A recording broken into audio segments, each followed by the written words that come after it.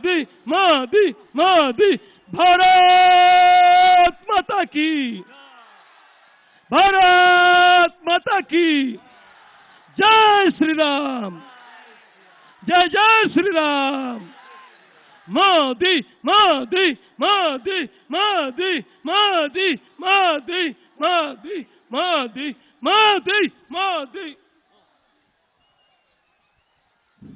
বন্ধুগণ, যাকে দেখার জন্য, যারা একটু মুখনিসৃত বাণী শোনার জন্য দীর্ঘক্ষণ ধরে আপনারা অপেক্ষা করে আছেন, সেই আমাদের প্রিয় প্রধানমন্ত্রী, সারা বিশ্বের নেতা, ভারতবর্ষকে যিনি পৃথিবীর শ্রেষ্ঠতম আসনে নিয়ে যাওয়ার জন্য প্রতিশ্রুতিবদ্ধ, বিগত 5 বছরে যার নেতৃত্বে ভারতবর্ষ যোজন গতিতে এগিয়ে চলেছে, আগামী দিনেও তিনি ভারতবর্ষকে নেতৃত্ব দেবেন বিশ্বের সামনে। আমরা সেই প্রধানমন্ত্রী আমাদের আদরণীয় নরেন্দ্র মোদীজিকে আমাদের মঞ্চে পেয়েছি। তো আমরা সবাই অপেক্ষা করে আছি।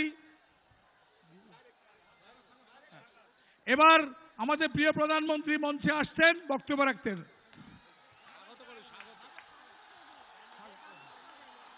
আমাদের মাঝে আমাদের ডায়মন্ড হারবার লোকসভার প্রার্থী নীলাঞ্জন রায় আমাদের প্রিয় প্রধানমন্ত্রীকে স্তবক দিয়ে স্বাগত জানাচ্ছেন। भारत माता की, भारत माता की, भारत माता की। সবাইদেরকে আমার নমস্কার। এখানে উপস্থিত সব বড়দেরকে আমার প্রণাম। আপনারা কেমন আছেন? आपका प्यार और आपका आशीर्वाद मेरे लिए एक बहुत बड़ी ऊर्जा है। पश्चिम बंगाल के कोने कोने में आशा और उम्मीद का माहौल मैं हर पल अनुभव कर रहा हूं और जितनी बार आता हूं बड़ा हुआ महसूस करता हूं। क्या रास्ते, क्या गलियां और क्या सभा स्थल, हर जगह आप जो हमें आशीर्वाद दे रहे हैं, प्यार दे रहे हैं, उसको मैं ब्याज समेत विकास करके लौटाऊंगा। भाइयों बहनों, दिल्ली में बैठ करके कोई अंदाज नहीं लगा सकता बंगाल का मिजाज क्या है, बंगाल की ताकत क्या है। साथियों, कल कोलकाता की तस्वीरें पूरे देश ने देखी हैं। दीदी के प्रशासन और गुंडा तंत्र ने भाजपा के रोड शो को प्रभावित करने की पूरी कोशिश की, लेकिन कोलकाता के लोगों ने उनकी सारी कोशिशें नाकाम कर दी। इसलिए मैं कोलकाता और पश्चिम बंगाल के सभी नागरिकों का आदरपूर्वक धन्यवाद करता हूं, आभार व्यक्त करता हूं। साथियों, 19 मई को डायमंड हार्बर और जयनगर सिर्फ वोट नहीं डालने वाला, बल्कि 21वीं सदी के भारत की राजनीति की दिशा तय करने वाला है। पश्चिम बंगाल में दशकों से चली आ रही खून खराबे की राजनीति बदलनी चाहिए या नहीं, ये आपका ये मिजाज तय करने वाला है। आपको ये तय करना है कि लोकतंत्र की मर्यादा की रक्षा बंगाल में होगी या नहीं होगी। भाइयों और बहनों, इस बार पूरे देश ने देखा है कि टीएमसी ने किस तरह गणतंत्र को गुंडा तंत्र बनाकर रखा है। यहां पर भारतीय जनता पार्टी को अपनी बात रखने से रोका जा रहा है। उम्मीदवारों को चुनाव लड़ने से, प्रचार करने से रोका जा रहा है। दीदी का ये गुंडा तंत्र, उसकी एक्सपायरी डेट तय हो चुकी है। अब ये गुंडा तंत्र नहीं चलेगा। साथियों, जिन गुंडों को, जिन तस्करों को अवैध तरीके से घुसपैठ कराकर पश्चिम बंगाल में लाया गया है, उन्होंने यहां के जीवन को नरकाघार में बदलने का भरसक प्रयास किया है। गुरुदेव रविंद्रनाथ टैगोर ने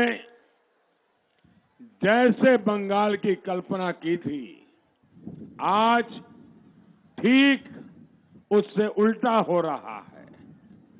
गुरुदेव डर से रहित ऊंचे मस्तक वाला बंगाल चाहते थे। दीदी के राज में बांग्ला युवाओं के मस्तक पर गोलियां मारी जा रही है। भाइयों और बहनों, डर का आलम तो ये है कि जय मां काली, जय मां दुर्गा, जय मां सरस्वती और जय श्री राम तक कहना मुश्किल हो गया है।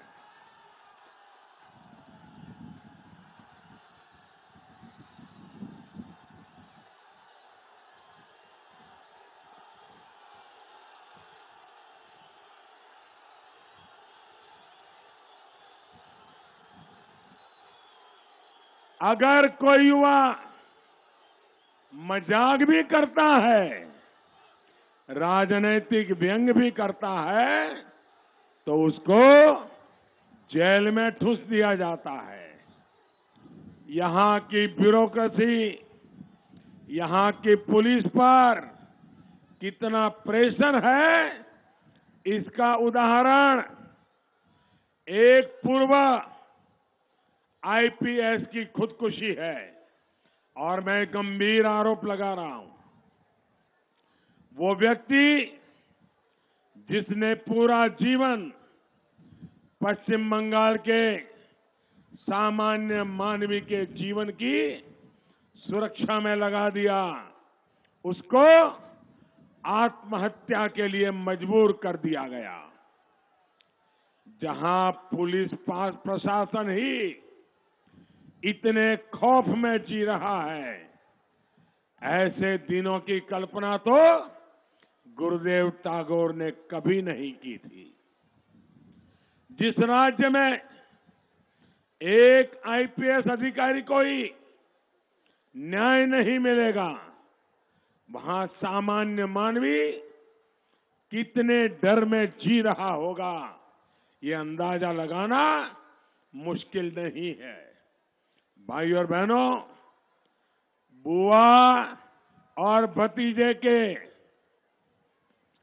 ये बुआ और भतीजे के मॉडल ऑफ गवर्नेंस में डर और भय से मुक्ति की बहुत बड़ी भूमिका है। ये दीदी की दरियादिली है, मेहरबानी है कि डर और भय से यहां पर पूरी तरह लोग मुक्त हैं। कौन? घुसपैठिए। डर और भय से पूरी तरह मुक्त है। कौन?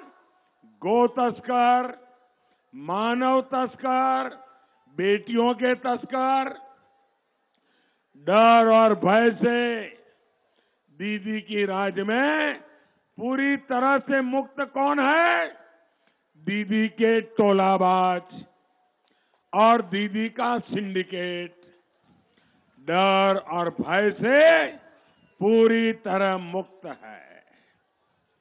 यहां पर डर और भय से वो लोग मुक्त हैं जो गरीबों को लूटने का पेशा बना करके बैठे हैं।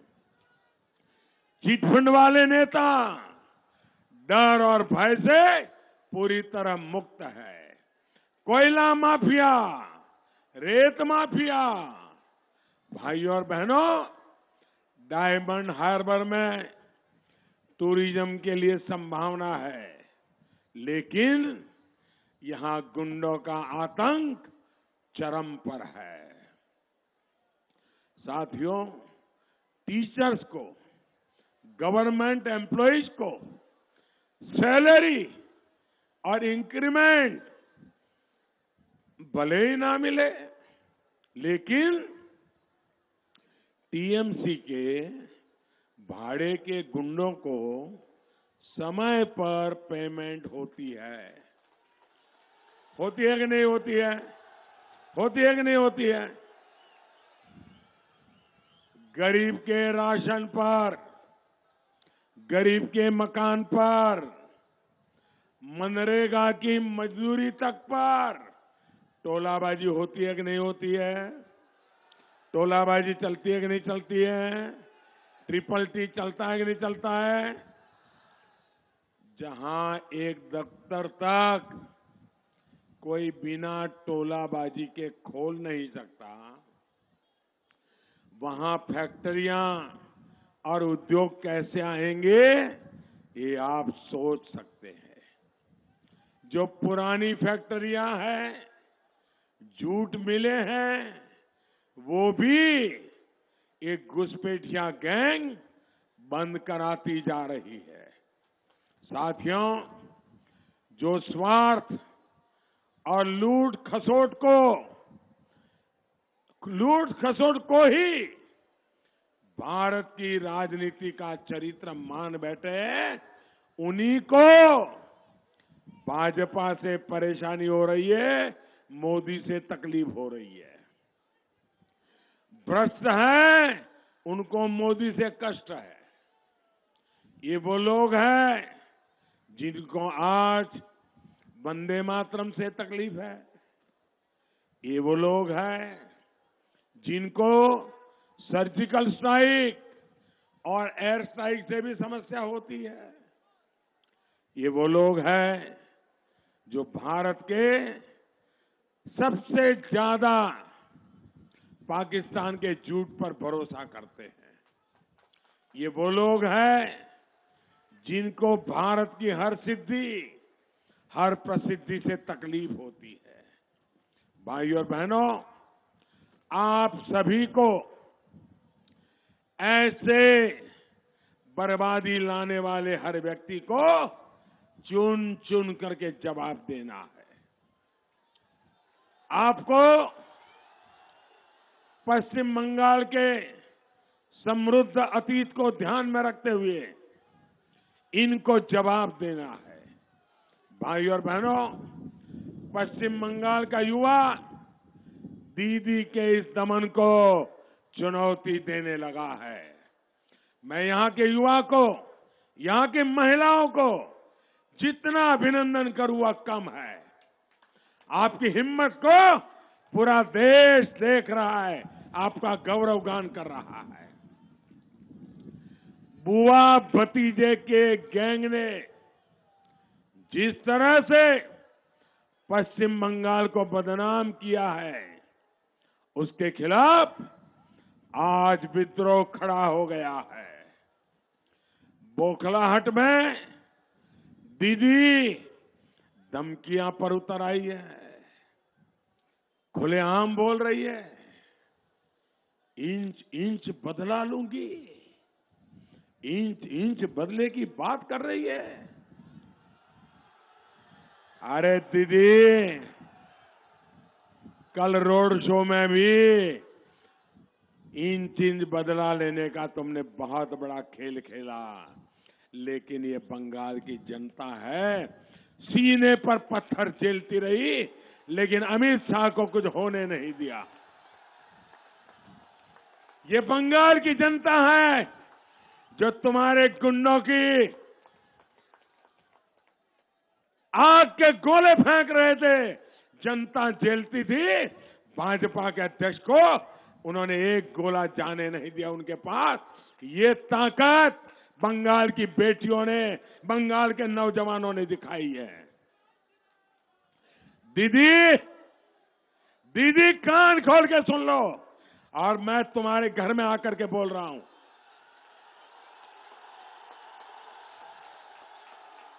ये तुम्हारे भतीजे के इलाके में बोल रहा हूं।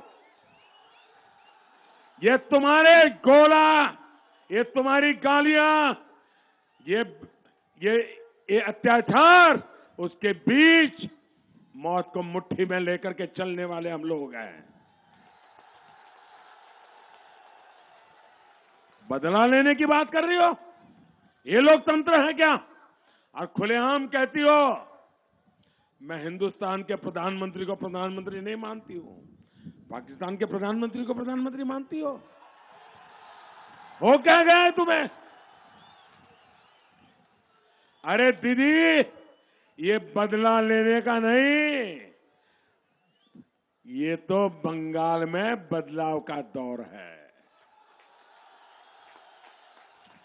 ये तुम्हारे बदले के इरादे तो धरे के रह जाएंगे, ये बदलाव आगे बढ़ जाएगा। और यकीन मानिए, इस बार दीदी के भतीजे का डब्बा गोल है।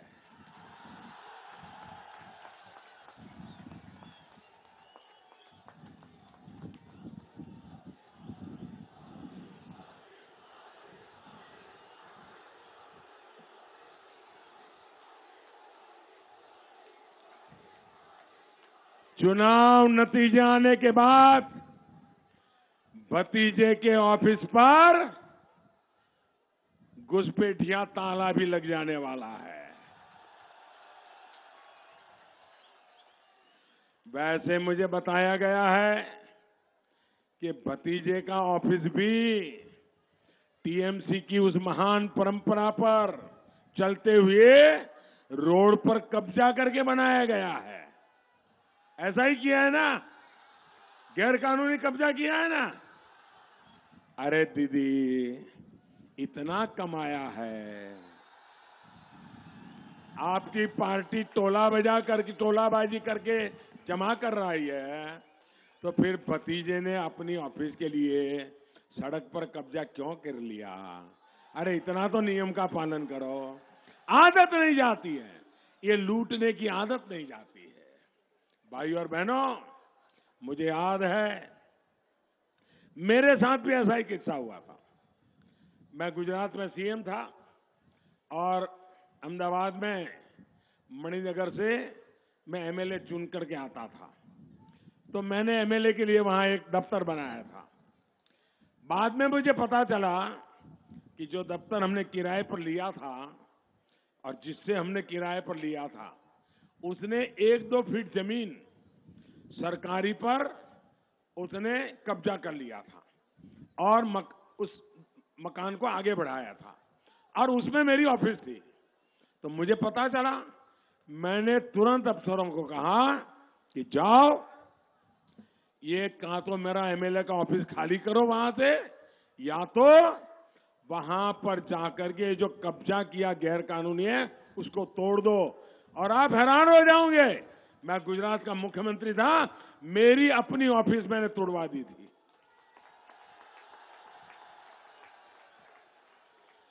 अखबार वालों ने खूब फोटो छापे थे कि देखिए मोदी की ऑफिस को तोड़ दिया मोदी ने, और लेकिन यहां तो दीदी है, लूटो।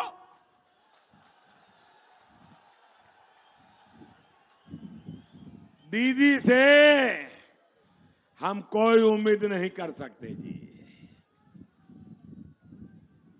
दीदी में जो बुराइयां थी वो तो थी, लेप वालों की भी उसने लेकर के बुराइयों को डबल कर दिया है।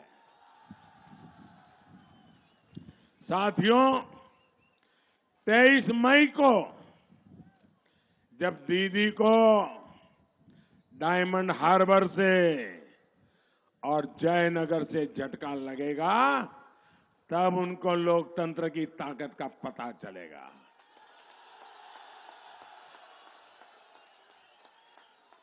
आपातकाल में भी जो सत्ता में बैठे थे उनको यही अहंकार था, लेकिन लोगों ने पोलिंग बूथ में जाकर के ऐसे पर्चे डाले, सारा अहंकार चूर-चूर हो गया।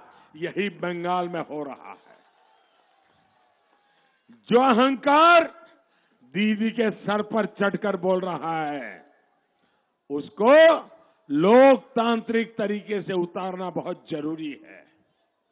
तभी लोकतंत्र की ताकत का सामान्य नागरिक को अनुभव होगा। और हम ये झेल रहे हैं, पत्थर खा रहे हैं, हमारे कार्यकर्ताओं को फांसी पर लटका दिया जाता है, ये सब बंगाल को बचाने के लिए है। हम झेल रहे हैं बंगाल के उज्जवल भविष्य के लिए, हम अपने लिए नहीं झेल रहे हैं। और भाइयों बहनों, हम झेलते रहेंगे, जूझते भी रहेंगे और बंगाल को बचा के रहेंगे, ये मैं आज विश्वास देने आया हूं आपको। इतना ही नहीं, दिल्ली में आपके सहयोग से जब एक मजबूत सरकार बनेगी, तब दीदी को जवाब देना भारी पड़ जाएगा।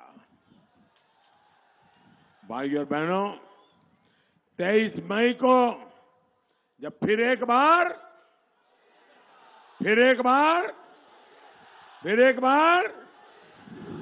बार मोदी सरकार आएगी, तब एक महत्वपूर्ण काम हम करने वाले हैं। घुसपैठियों की पहचान की जाएगी, उनका पूरा बायोडेटा खंगाला जाएगा, बॉर्डर को आधुनिक फेंसिंग से और सुरक्षित किया जाएगा। यही नहीं, आस्था के कारण सताए हुए जो साथी यहां शरणार्थियों का जीवन जी रहे हैं, उनको उनकी चिंता करने की जरूरत उनको नहीं है। हम नागरिकता कानून में संशोधन करके उनकी चिंता करने वाले हैं, ताकि मां भारती की हर उस संतान को नागरिकता मिल सके जिसके पास भारत के अलावा कोई ठिकाना नहीं है। साथियों, सबका साथ सबका विकास हमारा मंत्र है और सबको सुरक्षा, सबको सम्मान, ये हमारा प्रण है। हमने तय किया है कि 2022 तक हर गरीब के पास अपना खुद का पक्का घर हो। ये मोदी का वादा है, पूरा करके रहेगा। 2022 तक हर परिवार के पास अपने घर में बिजली हो, हर परिवार के पास अपने घर में गैस का चूल्हा हो। 2022 तक किसान की आय डबल करनी है। भाइयों और बहनों, हमारा संकल्प है कि जो युवा साथी हैं उनको अवसर मिले। डायमंड हार्बर सहित पूरे पश्चिम बंगाल में इंफ्रास्ट्रक्चर विकसित करने पर हमारा जोर है, बल्कि हम तो पोर्ट लेड डेवलपमेंट को प्रमोट कर रहे हैं। सागरमाला के जरिए समुद्री किनारों में इंफ्रास्ट्रक्चर का विकास हो, या फिर हल्दिया से वाराणसी के बीच शुरू हुए इनलैंड वाटरवे प्रोजेक्ट जैसे प्रोजेक्ट को आगे बढ़ाना, इनका लाभ यहां के सामान्य मानवी को होना निश्चित है। साथियों, हम 21वीं सदी के नए भारत के संकल्प को लेकर ईमानदारी से काम कर रहे हैं। इसलिए पूरा देश हम पर विश्वास कर रहा है। भाइयों और बहनों, इसी विश्वास के साथ आपको और मजबूत करना है। याद रखिए, मैं एक नारा बुलवाऊंगा, बोलोगे? बोलोगे? सबके सब लोग बोलोगे? चुपचाप कमल छाप।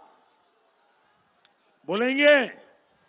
मैं बोलूंगा चुपचाप, आप बोलेंगे कमल छाप। दोनों मुट्ठी बंद करके बोलिए, चुपचाप, चुपचाप, चुपचाप, चुपचाप, चुपचाप, चुपचाप। अब दूसरा नारा बुलवाता हूं। ये खास बोलना है और ये भतीजों को सुनाई देना चाहिए। भतीजों को सुनेगा तो बुआ की नींद खत्म हो जाएगी। दूसरा नारा है, बुध बुध से टीएमसी साहब, बुध बुध से टीएमसी साहब, बुध बुध से, बुध बुध से, बुध बुध से, बुध बुध से, चुपचाप, चुपचाप, चुपचाप, बुध बुध से, बुध बुध से। भाइयों बहनों, कमल छाप पर पड़ा आपका हर वोट मोदी के खाते में आएगा। भाइयों बहनों, मैंने आज एक सभा में कहा है कि 5वां और 6ठा चरण हुआ, तभी देश के सर्वे करने वालों ने बार बार कह दिया कि बीजेपी की सरकार बन रही है, भाजपा पूर्ण बहुमत से आ रहा है, एनडीए पहले से अधिक ताकत से आ रहा है। लेकिन बंगाल का जो मिजाज मैं देख रहा हूं, इस बार बंगाल सिर्फ पूर्ण बहुमत नहीं, पहले से अधिक सीटें नहीं, ये बंगाल हमें अकेले बीजेपी को 300 पार करा देगा, ये मैं देख रहा हूं। और एनडीए पहले से भी अनेक गुना बढ़ेगा। इस विश्वास के साथ आप इतनी बड़ी तादाद में, इतने जोर जुल्म के बीच, भतीजे की गुंडाशाही के बीच, बुआ भतीजा दोनों की ये मिली भगत के तूफान के बीच इतनी बड़ी रैली, ये दिल्ली वालों की आंखें फट जाए, ऐसा ताकत आपने दिखाया है। मैं आपका बहुत बहुत आभार व्यक्त करता हूं। मेरे साथ बोलिए, भारत माता की, भारत माता की, भारत माता की। बहुत बहुत धन्यवाद।